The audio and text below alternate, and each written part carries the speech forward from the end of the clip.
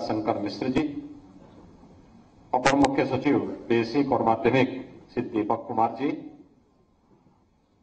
Basic शिक्षा विभाग के सभी अधिकारीगण,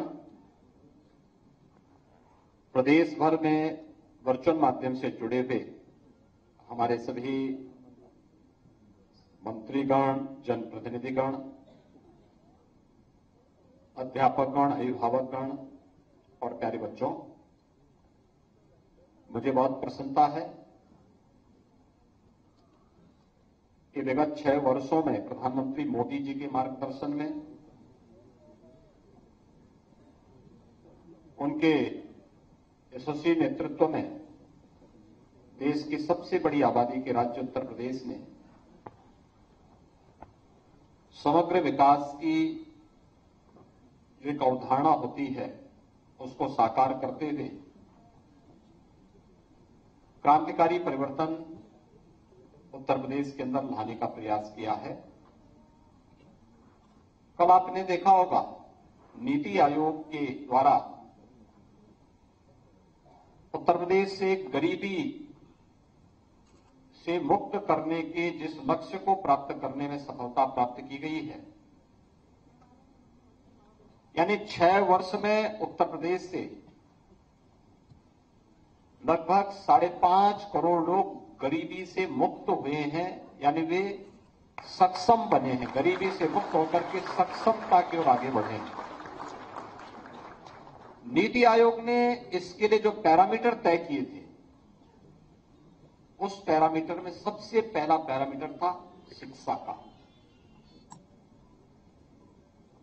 शिक्षा के क्षेत्र में आमूलचूल परिवर्तन करने की दिशा में कदम बढ़ाए हैं और आने वाले 5 साल, 7 साल, 10 साल में इसके और बेहतरीन परिणाम आएंगे। अभी से जो परिणाम आ रहे हैं बहुत सकारात्मक दिशा में बढ़ रहे हैं।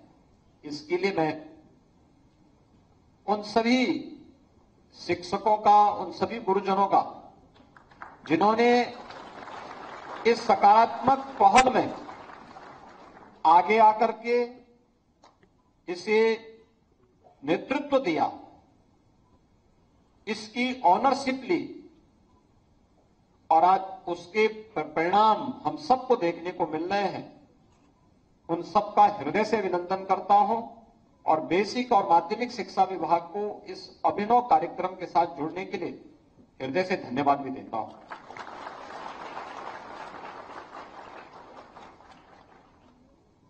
आपने देखा होगा कल शिक्षा के क्षेत्र में जो हमारे खास तौर पर एस्पिरेशनल डिस्ट्रिक्ट थे, उसमें व्यापक परिवर्तन आए। आज समाचार पत्रों में आप थोड़ा देखना, उसमें नीति आयोग ने जो आंकड़े जारी किए हैं, बहुत परिवर्तन हुए हैं और सचमुच ये परिवर्तन के आप सब वाहक हैं। इसके लिए मैं उन सभी विभागों को जिन्होंने प्रधानमंत्री मोदी जी के इस विजन को अपने विभाग का मिशन बना करके उस लक्ष्य की प्राप्ति करने में योगदान दिया है, वे सभी धन्यवाद के पात्र हैं। आज बहुत सारे कार्यक्रमों के साथ बेसिक शिक्षा परिषद यहां पर आया है और इनमें आपने देखा होगा कि अभी अनेक कार्यक्रम हुए हैं। इन सब कार्यक्रमों के बारे में अपर मुख्य सचिव बेसिक शिक्षा ने भी, बेसिक शिक्षा विभाग के मंत्री जी ने भी, माध्यमिक शिक्षा विभाग की मंत्री जी ने भी अपनी बात को बहुत विस्तार से आपके सामने रखा। सबसे महत्वपूर्ण यह है कि 2017 के पहले जिस बेसिक शिक्षा परिषद के विद्यालयों में बच्चे आने से डरते थे, लोगों में उत्साह नहीं था, गिरावट लगातार बढ़ती जा रही थी, आज वहां पर विद्यार्थियों की संख्या बढ़ती भी दिखाई देती है। 6 वर्ष में 3 वर्ष का समय लगभग हमें कोरोना जैसी महामारी का सामना करने में व्यतीत हुआ, लेकिन इन 6 वर्षों में लगभग 55 से 60 लाख बच्चे अतिरिक्त बेसिक शिक्षा परिषद के विद्यालयों में अतिरिक्त आए हैं। इतने नए बच्चों का नामांकन हुआ है। यानी जो लगभग 1,30,00,000 से 34 लाख तक के बच्चे बेसिक शिक्षा परिषद से जुड़े हुए पहली से 8वीं तक की क्लासेस में पढ़ते थे, आज उनकी संख्या बढ़ करके 1,91,00,000 को पार कर चुकी है। और इस संख्या को अभी बढ़ाने के साथ साथ ड्रॉप आउट को लगातार कंट्रोल करना, क्योंकि अक्सर होता है 5वीं के बाद 8वीं के बाद ये बच्चे स्कूल नहीं जा पाते, और खासतौर पर बेटियों के मामले में ज्यादातर देखने को मिलता है, अभिभावक नहीं भेजते। उसका समाधान का रास्ता भी निकाला गया, लेकिन शिक्षकों की जिम्मेदारी बनती है कि जैसे उन्होंने ऑपरेशन कायाकल्प को एक ऑनरशिप लेकर के उसको सफलता की एक नई ऊंचाई तक पहुंचाया। सोचिए, कोई बेसिक शिक्षा परिषद को पहले देने की बात करता था क्या? आज लगभग 250 करोड़ रुपए की आपको सीएसआर में निधि मिली, जिनमें 6 ग्रुप को अभी यहां हमने सम्मानित किया। बहुत बड़ी राशि है। आप सोचिए कि उन दानदाताओं के लिए पहले भी व्यवस्था थी, वे देना चाहते थे, लेकिन पहले कोई लेने वाला नहीं था, क्योंकि कोई ऑनरशिप लेने को तैयार नहीं था। कोई ये तैयार नहीं था कि हम इस कार्य को आगे बढ़ाएंगे, ये जानने को तैयार नहीं था। मैं बार बार इस बात को कहता हूं कि हमारा सबसे पवित्र मंदिर वह होना चाहिए जहां से हमारा परिवार चल रहा है, हमारी आजीविका चल रही है। सबसे पवित्र स्थल वह हमारा होना चाहिए। और जब ये भाव हमारे अंदर आ जाए तो हम वास्तव में अपनी ऋषि परंपरा की उस पीढ़ी का प्रतिनिधित्व कर रहे हैं जिसने हमें इस बात की प्रेरणा दी कि माता भूमि पुत्रोहम पृथिव्या, जिसने हमें इस बात की शिक्षा दी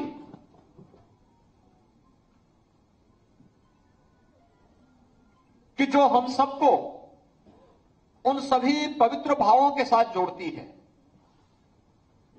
जो एक छात्र को शिक्षक के प्रति, एक छात्र को अपने माता पिता के प्रति, एक छात्र को अपने अतिथि के प्रति देवत्व के भाव के साथ जोड़ता है। यह हमारे संस्कार थे, और जब हम अपने शिक्षा के केंद्र को भी इस कार्य के साथ जोड़ते हैं तो वह हम सबके सामने देखने को मिलता है। अब डीबीटी के माध्यम से जो पैसा यहां से आज भेजा गया, चाहे वह बेसिक शिक्षा परिषद के विद्यालयों में पढ़ने वाले बच्चों के लिए पहले 1100 रुपए दिए जाते थे, इसमें 100 रुपए की और वृद्धि करते हुए 1200 रुपए हर छात्र के अभिभावक के अकाउंट में गया है। और उस अकाउंट से ये उम्मीद की जाती है कि हर शिक्षक हर छात्र के लिए यूनिफॉर्म बनवाने के लिए उनके अभिभावकों के साथ बैठक करके एक समय सीमा के अंदर सुनिश्चित करें कि उनके लिए 2 यूनिफॉर्म बन जाए, bag, books, sweater, shoes, socks, ये सभी उन बच्चों के लिए करे, अभिभावक कर ले, और बच्चे नियमित रूप से अपनी यूनिफॉर्म में ही स्कूल आए, यह हम सुनिश्चित करें। थोड़ा प्रयास करेंगे, संवाद बनाएंगे, समस्या का समाधान निकलेगा और बच्चों के लिए आंतरिक की जा रही धनराशि का सही उपयोग उन बच्चों के लिए हो पाएगा। इसमें 2 चीजें सामने आई। एक, जो हर बार शिकायत आती थी, 2 वर्ष पहले, 3 वर्ष पहले तक ये शिकायत आती थी। जब हमने 2017 में योजना प्रारंभ की तो शिकायत आती थी कि साहब यूनिफॉर्म नहीं मिल पा रहा है, बैग नहीं मिल पा रहा है, बुक्स नहीं मिल पा रही है, और भी तमाम शिकायतें आती थी, जूते मोजों की शिकायत आती थी। उस समय फिर यह व्यवस्था हुई कि अगर हम पैसा बच्चों को दे देंगे, या कुछ जगह ये भी शिकायत आती थी कि साहब क्वालिटी का सामान नहीं उपलब्ध कराया जा रहा है। आज कम से कम अभिभावक को जाएगा तो अभिभावक क्वालिटी के अनुसार, अपनी पसंद के अनुसार, छात्र छात्रा की पसंद के अनुरूप या उसकी साइज की यूनिफॉर्म भी बना देंगे या उसके साइज के जूते मोजे भी ले लेंगे, और साथ साथ समय पे सब कुछ हो जाएगा और कहीं कोई भ्रष्टाचार भी नहीं होगा। यह पारदर्शिता और शुद्धता का एक नमूना है और उस कार्यक्रम को आगे बढ़ाने का कार्य हुआ है। लेकिन इसकी मॉनिटरिंग विद्यालय स्तर पर प्रधानाचार्य जी के माध्यम से, शिक्षकों के माध्यम से जब इसकी समीक्षा होगी और संवाद बनाया जाएगा अभिभावकों के साथ, तो इस समस्या का समाधान भी होगा और सही आंकड़े हमारे पास आ पाएंगे कि वास्तव में कितने बच्चे बेसिक शिक्षा परिषद के स्कूलों में अध्ययन कर रहे हैं। वह सही जानकारी हमें यहां उपलब्ध हो जाएगी। और इसी प्रकार से कस्तूरबा गांधी विद्यालयों को भी आपने देखा होगा।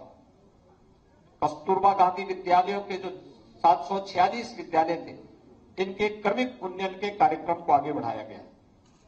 इन्हें 12वीं तक करने का प्रयास हुआ और 12वीं तक होने के बाद अब उन विद्यालयों में उनके स्तर को सुधारने की व्यवस्था, उसके लिए इंफ्रास्ट्रक्चर की व्यवस्था।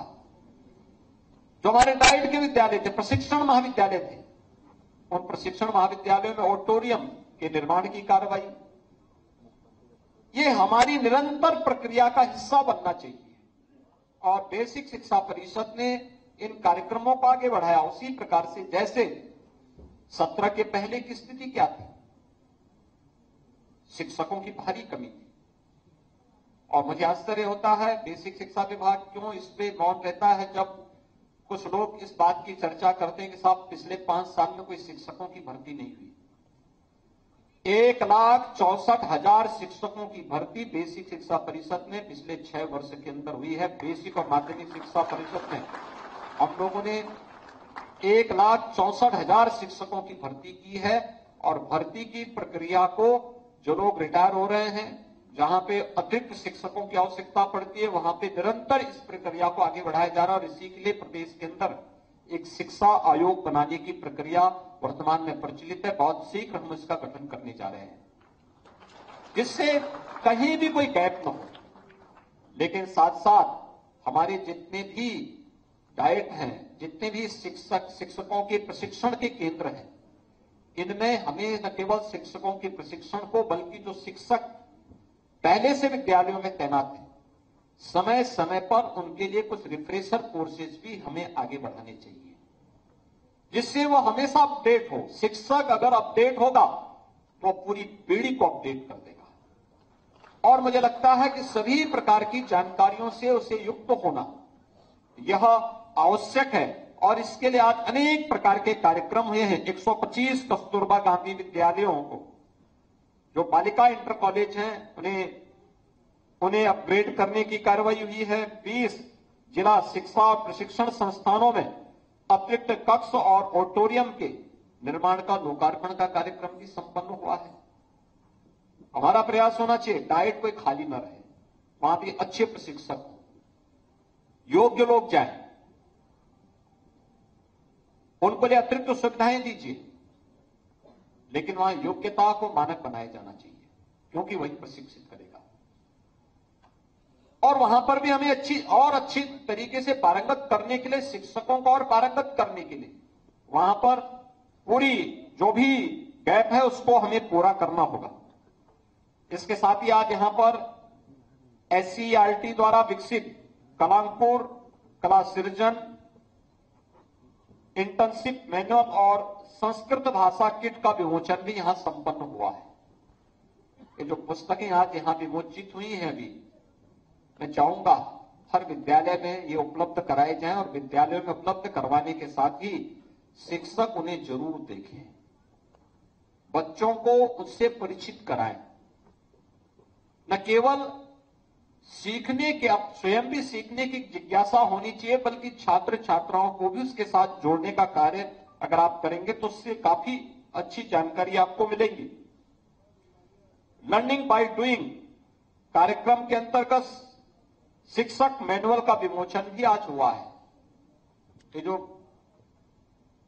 लर्निंग बाय डूइंग, जो यहां पर आज शिक्षक मैनुअल का विमोचन का कार्यक्रम संपन्न हुआ है, हर शिक्षक इसको एक बार जरूर देखें।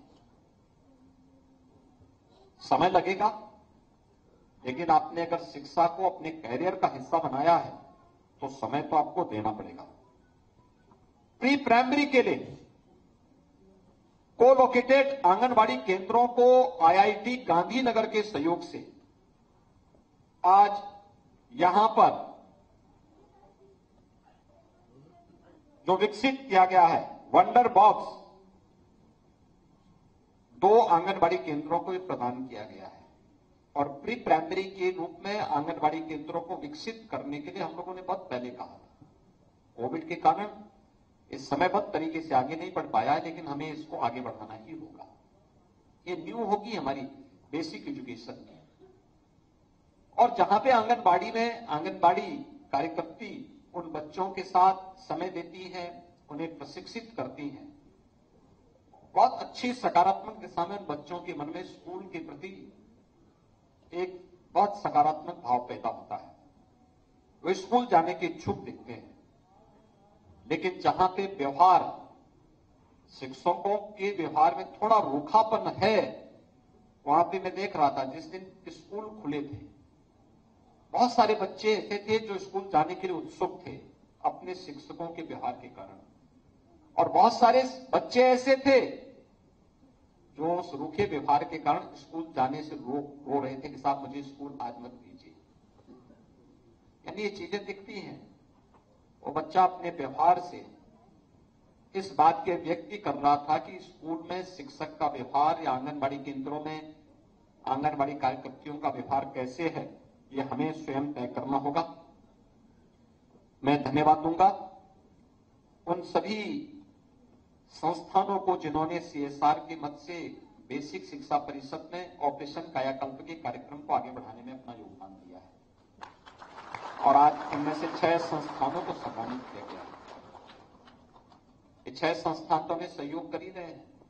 हमारे जनप्रतिनिधियों ने, प्रशासनिक अधिकारियों ने, पुलिस के अधिकारियों ने, और इसके अतिरिक्त समाज से जुड़े हुए मानिंदों ने, शिक्षा विभाग के अधिकारियों ने भी, शिक्षकों ने भी रुचि लेकर के ऑपरेशन कायाकल्प के कार्यक्रम को सफलता की नई ऊंचाइयां दी। कोई कल्पना करता था बेसिक शिक्षा परिषद के विद्यालय 2017 के पहले जिसमें पेड़ उगे होते थे, झाड़ियां उगी होती थी, काई जमी होती थी, आज बहुत अच्छी पेंटिंग के साथ में बच्चों की रचनात्मक अभिव्यक्ति को बढ़ाने में अपना योगदान दे रही है।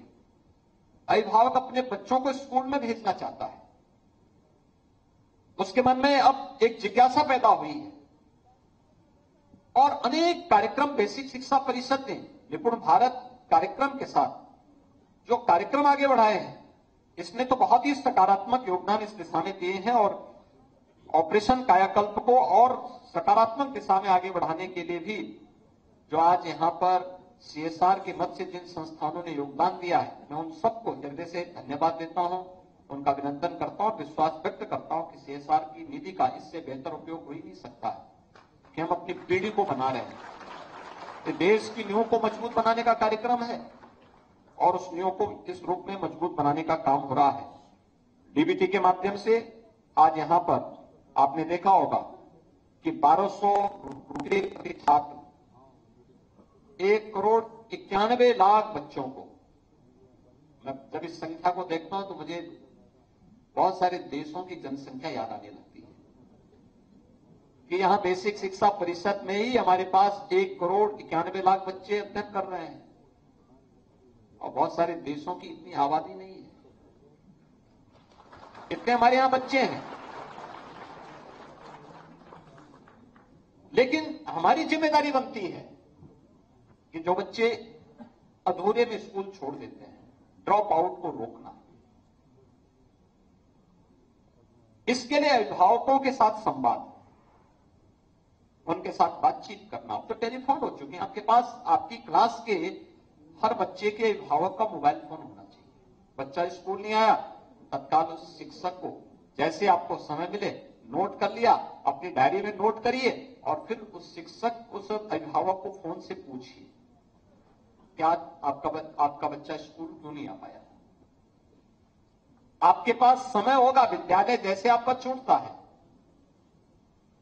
अच्छा होगा 24 घंटे होते हैं, आप 6 घंटे 4 घंटे 6 घंटे स्कूल में देते हैं, 2 घंटे और सही गांव में ही तो बच्चा होगा, गांव में ही उसके घर होते हुए आ जाइए, हो सकता है उसके स्वास्थ्य खराब हो, आप उसमें कुछ योगदान दे सकते हो, आप उसको सही राह दिखा सकते हैं कि बुखार है या कोई बात है तो उसको तत्काल प्राथमिक स्वास्थ्य केंद्र या सामुदायिक स्वास्थ्य केंद्र में पहुंचाइए, लापरवाही न हो। या हो सकता है परिवार में कोई घटना घटित हुई, आप जाएंगे, आप उनके प्रति अपनी संवेदना व्यक्त कर दें, आपके प्रति एक सम्मान का भाव जागृत होगा उन बच्चों के, उन परिवार के लोगों के मन में। एक सकारात्मक दिशा में हम उसको आगे बढ़ाने का कार्य करें और यह ड्रॉप आउट को रोकने का एक माध्यम होगा। ये बच्चे पढ़ लिख जाएंगे तो समाज में कुछ सकारात्मक योगदान कर पाएंगे और उस सकारात्मक योगदान को, ड्रॉप आउट को रोकना। लेकिन साथ साथ आज आपने देखा होगा कि यहां पे कस्तूरबा गांधी विद्यालय की बालिकाओं को भी 76,000 बालिकाओं को भी स्कॉलरशिप दी गई है और उनको बालिकाओं को प्रतिवर्ष 1,100 रुपये की दर से छात्रवृत्ति, 19,553 दिव्यांगजनों को 2,000 रुपये का स्टाइपेंड और 11,364 ऐसे बच्चे जो बिना सहायता के विद्यालय आने में समर्थ हैं, नियमित विद्यालय आने हेतु प्रेरित करने के उद्देश्य से 6,000 रुपये के स्कॉट अलाउंस की डीबीटी का भी आज यहां पे हमने वो धनराशि डीबीटी के माध्यम से उनके अकाउंट में भेजी है। यानी इतनी बड़ी धनराशि आज बेसिक शिक्षा परिषद 1,91,000 बच्चों के लिए तो 2,300 करोड़ रुपए की राशि उनके यूनिफॉर्म के लिए, जूता मोजा के लिए, बैग के लिए ये उपलब्ध करवाया है। कस्तूरबा गांधी विद्यालय के 76,000 बालिकाओं के लिए भी 1,100 रुपये प्रतिवर्ष की राशि उनके अकाउंट में जा रही है और दिव्यांग बच्चों के लिए भी आज एक निश्चित राशि उनके अकाउंट में आज यहां पर डीबीटी के माध्यम से आंतरित की गई है। अब इस राशि का सही सदुपयोग हो, इसके लिए हमें थोड़ी रुचि लेनी पड़ेगी और उस रुचि के लिए ही मैं आप सबका आह्वान करूंगा कि ये सभी कार्यक्रम इसके साथ जोड़ने चाहिए। और इसके साथ ही आपने देखा होगा कि आज स्किल डेवलपमेंट के साथ जोड़ने के लिए भी कुछ अभिनव कार्यक्रम आगे बढ़े हैं। हमें बच्चों के मन में सकारात्मकता पैदा करनी पड़ेगी और इसके लिए ड्राइंग बनाने का कार्यक्रम हो सकता है। एक अच्छा आर्किटेक्ट का माध्यम, आप उन बच्चों को अभी से अगर ड्राइंग बनाना सिखा देंगे ना तो आगे चलकर बहुत अच्छे आर्किटेक्ट बन पाएंगे, मास्टर प्लानर बन जाएंगे। एक टाउन प्लानर क्या करता है, पूरे टाउन की मैपिंग तो करता है, फिर इसके बारे में एक विजन देता है कि कहां पे क्या होना चाहिए, कहां मार्केट होनी चाहिए, कहां शिक्षा का हब होना चाहिए, कहां चिकित्सा का हब बनना चाहिए, कहां ट्रांसपोर्ट नगर बनना चाहिए, कहां पे क्या चीजें बननी चाहिए, उसके लिए वो एक विजन देता है। अगर आप केवल अपने विद्यालय के लिए ही इस व्यवस्था को बना लें कि विद्यालय कहां पे है, उसमें क्या क्या चीजें हैं, उसके बारे में भी आप उन बच्चों को ड्राइंग बनाने की कला वहां सिखाना शुरू कर देंगे, ये भी अपने आप एक स्किल डेवलपमेंट का एक माध्यम बन जाएगा। बच्चों को मिट्टी के ही कुछ खिलौने बनाने का अभ्यास आप कराना शुरू कर देंगे, उसके मन में एक नई प्रेरणा पैदा होगी। बच्चों को किचन गार्डन के बारे में भी कुछ जानकारी दे देंगे तो बच्चों के मन में एक जिज्ञासा पैदा होगी। वृक्षारोपण के बारे में कुछ प्रेरित कर देंगे तो उसके बारे में उसके मन में एक जिज्ञासा पैदा होगी। मैं बहुत बार देखता हूं, पता नहीं वे लोग पुष्प लगाते हैं कि नहीं लगाते हैं, लेकिन मैं देखता हूं कहीं जाते हैं तो उनका हाथ खाने में कहीं पुष्प लगाओ, गमले से पुष्प जरूर तोड़ देंगे। ये मैं बहुत बार देखता हूं, मुझे बहुत बार लोगों को टोकना पड़ता है, अरे जब लगा नहीं सकते तोड़ क्यों रहे हो, वो तोड़ेंगे जरूर। क्योंकि उसको सही रास्ता दिखाया ही नहीं गया, बताया ही नहीं गया। वो लगा नहीं सकता, लेकिन तोड़ने में विश्वास करता। अगर हम बच्चों को बताएं कि देखो अनावश्यक मत तोड़ना चाहिए उसको, लेकिन अगर हम लगाने के बारे में बता सकें, विद्यालय में अच्छी सजावट होनी चाहिए, क्यारी बनाइए, बच्चों को उसके बारे में थोड़ा बताइए, शिक्षक में थोड़ा मेहनत कर ले, तो मानसिक श्रम और शारीरिक श्रम दोनों अगर मिल जाएगा तो उसके बहुत बेहतर परिणाम आ जाएंगे, बहुत अच्छे परिणाम आ जाएंगे। और मैं चाहूंगा कि इस दिशा में आप सबको आगे बढ़ने की आवश्यकता है। बाकी अन्य कार्यक्रम तो होंगे, लगातार आगे बढ़ते रहेंगे, लेकिन जो हम स्थानीय स्तर पर भी कुछ कर सकते हैं, पिछले 6 वर्ष के अंदर जो दूरी तय की गई है, इसको और सकारात्मक दिशा में आगे बढ़ाने की आवश्यकता है। आज ये बेसिक शिक्षा परिषद में परिवर्तन आज दिखता है।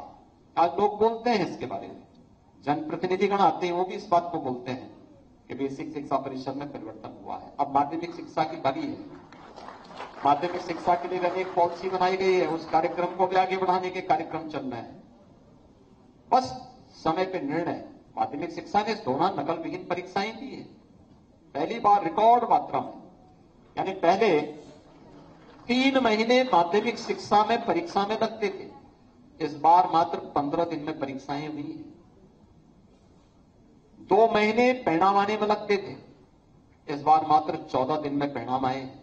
यानी 29 दिन के अंदर माध्यमिक शिक्षा में, जिसमें 56 लाख बच्चों ने परीक्षाएं दी थी, 1 महीने के अंदर वे सभी कार्यक्रम सफलतापूर्वक संपन्न हुए हैं और कहीं भी नकल नहीं हुई, कोई शिकायत नहीं आई। ये है परिवर्तन, ये है परिवर्तन। और इस परिवर्तन के लिए अपने आप को तैयार करना, ये प्रयास करने से होता है। और नहीं तो होता क्या था, नकल का अड्डा कोई और चलाता था और बदनाम शिक्षक होता था, पूरी शिक्षा व्यवस्था बदनाम होती थी और पहचान का संकट उत्तर प्रदेश वासियों के सामने आता था, उत्तर प्रदेश के नौजवानों के सामने आता था।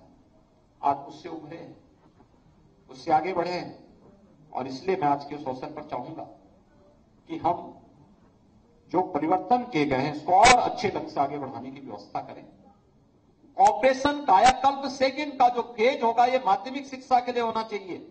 माध्यमिक शिक्षा में जितने भी हमारे गवर्नमेंट इंटर कॉलेजेज हैं, बालिका जो जीजीआईसी हैं, गर्ल्स गवर्नमेंट इंटर कॉलेजेज हैं, इन सब में, और एडेड जो गवर्नमेंट के द्वारा सहायता प्राप्त निजी प्रबंधन में चलने वाले कॉलेजेज हैं, इन सभी को हम एक समय सीमा के अंदर ऑपरेशन कायाकल्प 2 के अंतर्गत इनको भी हम वास्तव में कायाकल्प में बदलें। नहीं तो 75 साल और 100 साल पुराने विद्यालयों की स्थिति बहुत जर्जर है। अब उनकी बैठक करके एक समय सीमा के अंदर इसे आगे बढ़ाने की आवश्यकता है।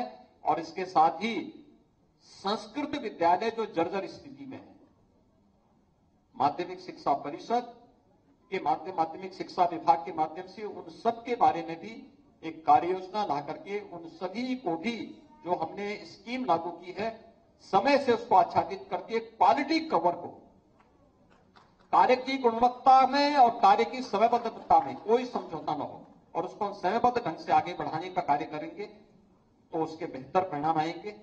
और इसमें जितना भी हम निवेश कर पाएंगे, सरकार के स्तर पर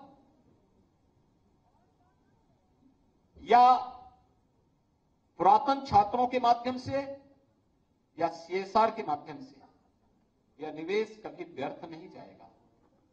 इस समाज को एक सकारात्मक ऊर्जा के साथ जोड़ने का कार्य करेगा। और इस सकारात्मक ऊर्जा के साथ जोड़ने के लिए मैं पूरे प्रदेश वासियों का आह्वान करता हूं तो इस सकारात्मकता के साथ जुड़े, इस विश्वास के साथ।